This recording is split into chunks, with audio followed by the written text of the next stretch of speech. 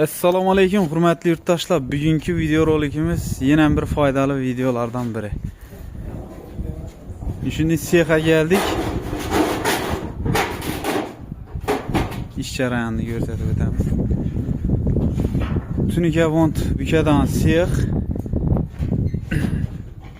Shipring apshipkilari bu. Shuni ko'rinishda chiqadi. Komplekt hamma ishlab turibdi bulayni. Tunika bond, patolog, sharshar, vitro, slip hamma narsa ishlab beradilar. Aytilgan razmerlarda zakaz alanlardan ishlab beradilar. Tez va sifatli.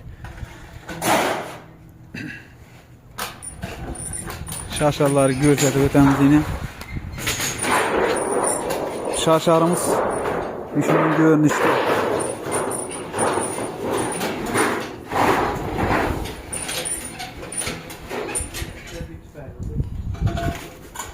Ayak tarafı reykeye minedi. Karda şarşar koparılıp düşük kam idi.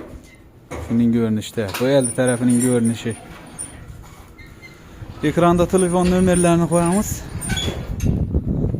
Telefon etip zakas bereretse.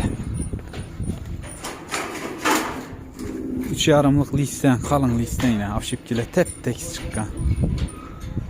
Şifırın manlaylarına işlenedi. Bu erte işlengen, bu işlengeni. Bu adı üzeri işlep başladı. Komplekten məc işlep verədilə. Adres 4 Tümen. Vişkini yanı. Sağ olasın, salamat olasın.